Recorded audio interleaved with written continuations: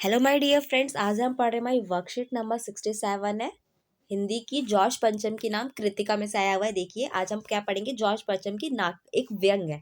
व्यंग का मतलब क्या होता है? व्यंग एक ऐसी होती है जिसमें हम हंसी मजाक में कोई भी बात कह देते हैं और किसी को बुरा भी नहीं लगता। ठीक है, अब चैप्टर को जरा हम पढ़ते हैं।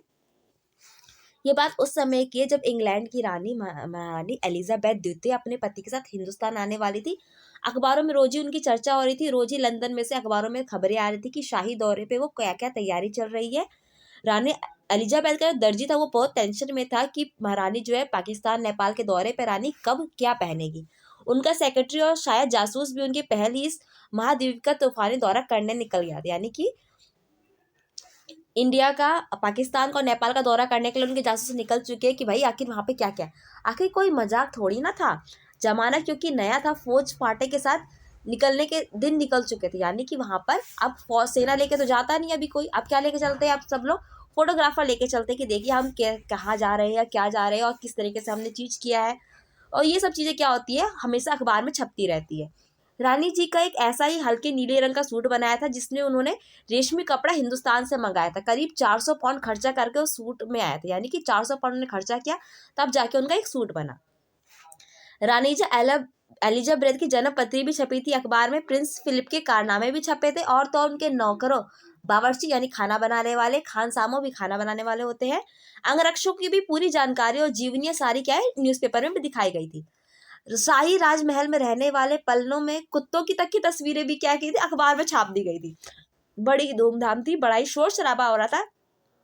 शंख तो इंग्लैंड में बना था कि देखो वहां पर क्या क्या चहल पहल हो रही है, लेकिन गूंज कहाँ तक आ रही है? हिंदुस्तान तक आ रही है कि देखो महारानी क्या क्या कर रही है, वहाँ कितनी तैयारियां हो रही है। इन खबरों से हिंदुस्तान में सनसनी फैल गई। राजधानी में तहलका मचा हुआ था।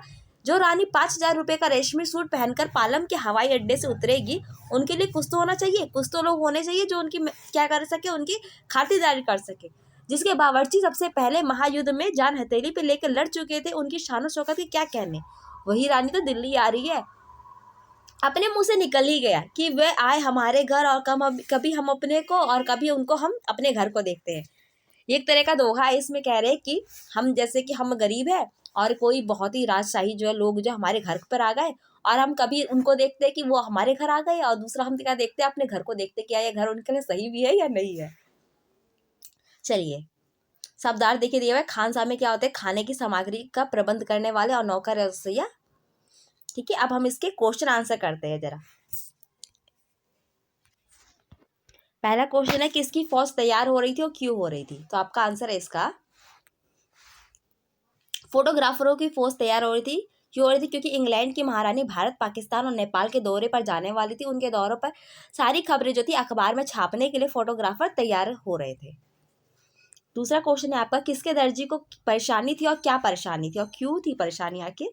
तो रानी एलिजाबेथ के दर्जी परेशान था कि वो महारानी के भारत दौरे पर वो किस किस प्रकार की ड्रेस तैयार करे। थर्ड आपका क्वेश्चन कहता है हिंदुस्तान में सनसनी क्यों फैल रही थी? सॉरी, थर्ड आपका है हिंदुस्तान में सनसनी क्यों फैल रही थी। तो आपका आंसर है इसका थर्ड, आपका यही फोर्थ ही है। ठीक है, देख लीजिए। इंग्लैंड की महारानी हिंदुस्तान आने वाली थी। उनके स्वागत की तैयारियों को लेकर हिंदुस्तान में सनसनी फैली हुई थी कि महारानी आने वाली है, उनकी तैयारी में क्या क्या करनी चाहिए और क्या क्या होना चाहिए। पांचवा आपका दिया हुआ है, यानी कि अपने हिसाब से चौथा हुआ कि उपयुक्त गद्यांश में से ज जिसके नीचे बिंदु है उस वर्ण को ढूंढिए और शब्द को ढूंढकर आपको एक एक वाक्य बनाना है। तो मैं आपको दिखा देती हूँ यहाँ पे आपके कौन कौन से वाक्य है। देखिए यहाँ पर आपका एलिजाबेथ है ये वाला और दर्जी है। ठीक है, ये दो शब्द है। अब हमें इनके ही क्या लिखने हैं, तो मैंने लिखा है देखिए एलिजाबेथ का लिखा है इंग्लैंड की महारानी एलिजाबेथ भारत के दौरे पर आने वाली थी, और दर्जी को समझ में नहीं आ रहा था कि किस प्रकार की ड्रेस सिले।